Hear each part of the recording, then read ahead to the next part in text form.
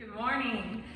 So we're here at the Greenwood County Cattlewomen to do another episode of our You Are Here Agriculture Education Program. My name is Jamie. And I'm Katie. And today we're going to be talking about beef byproducts. So we've had another program that we did about cattle. Today we're going to be talking about what comes from cattle. So what we first need to talk about these two animals that are in front of us. Yes. And the difference between these two.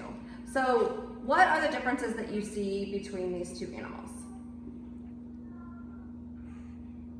So you obviously can tell that they are different colors, right? So this one is black and white. Yep. And this one is black. And this one is a girl. You can see here, this is her udder. So where she would feed her calves, or what we would milk. Yep. And this is the bull, the boy, or the daddy. The dad. Yep. And there are also different breeds of cattle. So this would be a dairy cow. This is a Holstein. And this is an Angus bull that would be a beef type of a cattle. So when we're talking about byproducts, we're talking about things that are above and beyond the intended use of the animal. So we're raising these animals to produce specific things, and we gave you some clues to those when we were talking about what the breeds were and what type of animal they were. So this is a dairy cow, and so from dairy cow we would get this, and this is milk. And from milk, there are lots of things that we make with milk. You add it to your cereal in the morning, but we also make cheese from it, and obviously cream comes from it, and yogurt, and the list goes on. Oh, butter. The list goes on and on and on. And then from a beef breed, an animal that we raise to do beef is obviously like our meats and things that we eat. And that is one of the primary purposes that we raise them. Hamburgers, steaks, roasts, all those kinds of things that provide protein for our bodies. So when we talk about the intended use, which we just went through those, the beef and the dairy, but there are lots of byproducts, so those would be uses beyond the beef and the dairy that we use these animals for. And what we want you to do is think about it for just a minute and talk to your mom. We want you to pause for 5 minutes and do a scavenger hunt around your house and find at least 5 things that you think come from a cow.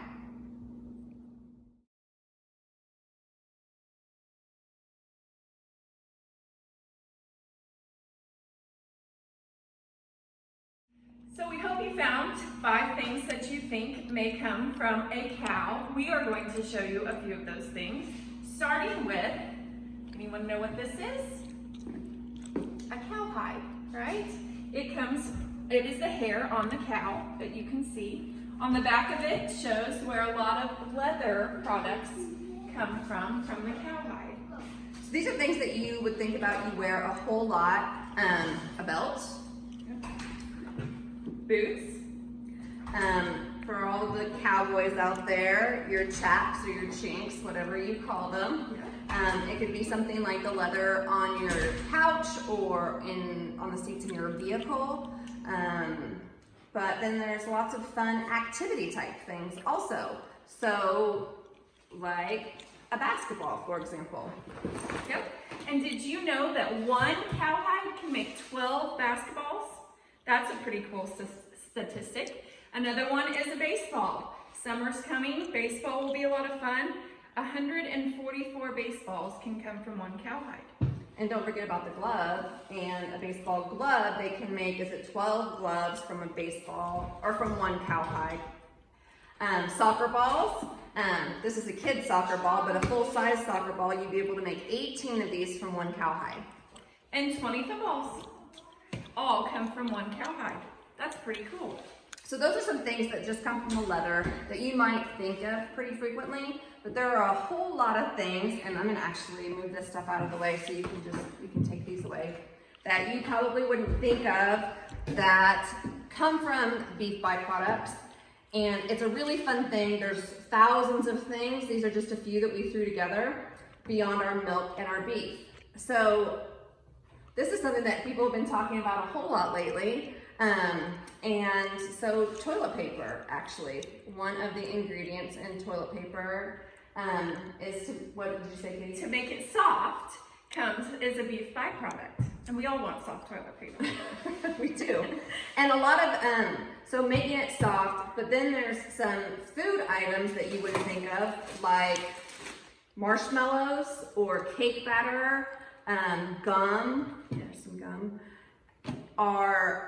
come from beef byproducts. Lots of different things that you wouldn't think of, but there's gelatin in these things, and gelatin comes from cattle, from a beef byproduct.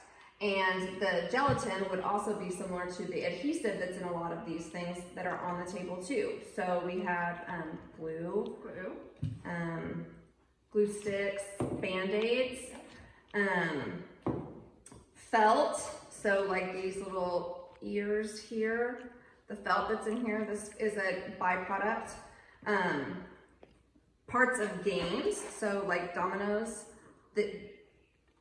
this plastic actually comes from, or parts of it comes from a beef byproduct. Yep. Over there, Katie. So over here we have some soap, dish soap, or laundry soap, yeah, as well as shampoo and conditioner. Are all things that have beef byproducts in them. Paintbrushes, the brush part comes from beef byproduct. Like the hide on the hair. I think it's important that we probably say that they use about 99% of that animal. So anything that you can think of that comes from that animal when it's harvested for beef, they are using that in some way. And a lot of it is the adhesives and the adhesive and the gelatin portion of it is huge, but you also have things that you would never think of, like candles, or they actually, anti-aging creams, those all come from beef byproducts. They have some in here. Here's something that we all take, maybe, so medicines, insulin used to all be made because of cattle. Now it's made synthetically primarily, but it was developed by cattle byproduct. But the gel caps on all vitamins or medicines, those come from cattle byproducts. And some really fun ones like fireworks, the explosive in fireworks comes from a cattle byproduct. Oh, I guess there's tape. So there's lots of fun things. And you can probably find a whole lot of things. The elastic in my hair, my ponytail holder. The hair ties. I like to think when I get dressed in the morning, all of the things that I'm putting on, how much of it came from a cow, and I have a cow to be thankful for. So we're thankful for cattle every day because we're raising them, they're part of our lifestyle, but you should be thankful for cows every day too, because so much of the things that are around you right now, the carpet that you might be sitting on, the couch that you might be sitting on, the vehicle that you're driving. The roads that you're on. The roads, that's right, the asphalt, the tires on your vehicle, all of those things are byproducts from cattle, and we hope that you appreciate them a little bit more, and there's a whole lot of fun things. And we will put a cow and the different parts of a cow on our Facebook page so that you guys can download those and you can color on them. And we'll try to put the sheet that has a bunch of the different parts and byproducts on it as well. So have a great day, and we'll see you soon. Thanks for joining us.